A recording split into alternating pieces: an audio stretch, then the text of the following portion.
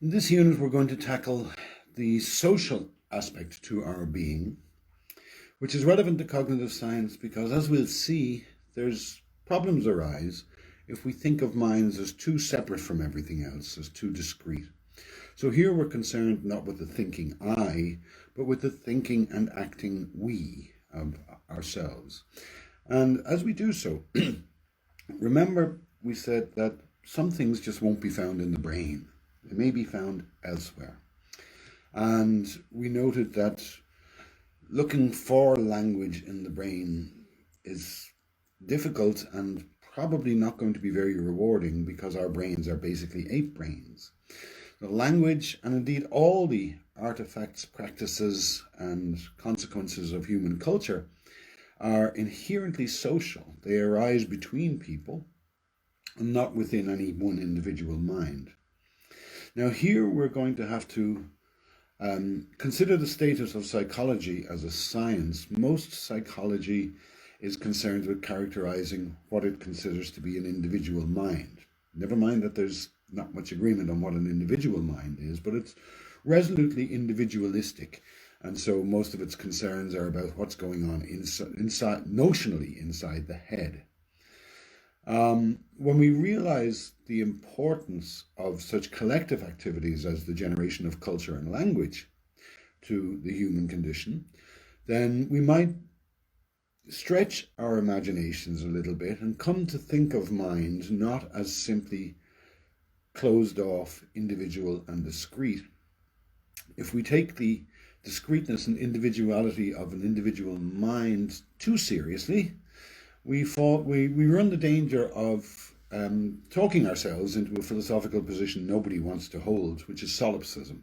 Solipsism is the belief that, well, you're conscious, nobody else necessarily is, or you can't be sure anyone else is. You can be sure that maybe you're the only conscious being in the world.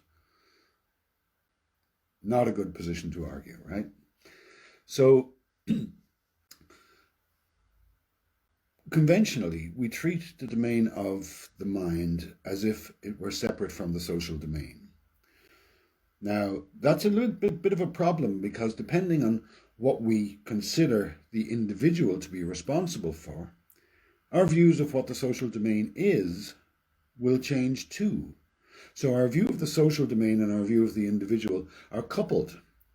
One way of characterizing the capacities and contents of an individual mind will bring into being a view of social interaction, which a different way of characterizing mind would generate a different kind of social view of sociality. So these are inextricably linked here. And we've met this tension before.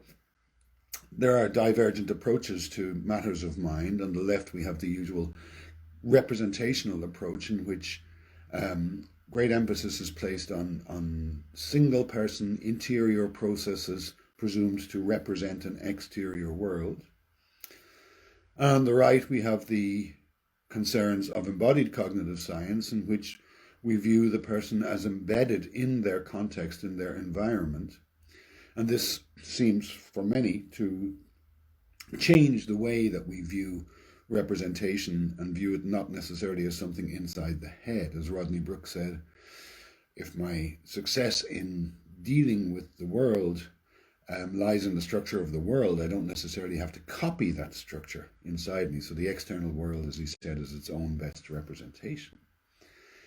So we're pursuing here ideas that try to get away from the individual closed idea of a mind. And what we're going to observe is that the context in which all behavior unfolds and experience happens is always not only relevant, but perhaps even constitutive of the behavior and the experience.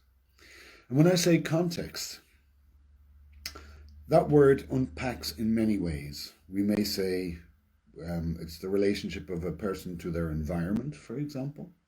And then we'd have to ask, what do we mean by the environment? Now, context can be considered in other ways as well, but let's just ask ourselves, what's the environment in which your behavior unfolds, or your experience arises? By environment here, I don't mean this kind of thing. I don't mean landscapes I don't mean deserts and mountainsides. The environment in UCD looks rather more like this, doesn't it? Well, if you've been on campus, you'll have seen this. These were happier days. What kind of an environment is this? Well, it's not an atypical human environment. It's UCD specific, but it's very, very human. It's been engineered to suit the needs of humans. Where there are surfaces, they've been leveled to make walking easy.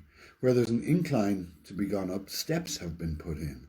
And this extends to all aspects of the human physical world, which has been engineered for your comfort to facilitate your actions. And this removes a great deal of the challenge that any animal probably faces. And it makes it easy to get around, so you don't have to occupy yourself greatly with the mechanics of walking. It's very easy. But there's one element in this environment that really stands out, and that's other people. Other people are probably the most important thing in your environment and have been since you were born. We care greatly about other people. We are aware that we're being watched, perhaps even judged by other people, that our actions are not independent of others. And so when I say environment, for humans, I think it's going to be the cultural, linguistic, social, the human environment that really, really matters. Now, when we raise such questions, there are many disciplines that are interested in this. So comparative psychology will draw on observations of sociality in other species, for example. We'll be meeting some tales from social psychology, which is a peculiar niche discipline, which faces its own challenges. Developmental psychology has concerns here, as we've met before, in the Vygotskian approach to development. Cognitive neuroscience, we noted that brains in social interaction generate very different patterns of activity than brains from the isolated individual. And even in computer science and artificial intelligence, an awful lot of work now revolves not around building a single system, but around building multiple systems which then interact. Autonomous agents, swarms of robots, even the network, the internet itself consists of a whole bunch of heterogeneous, different kinds of elements which interact and generate novel phenomena. So there's interest in social cognition all across the board.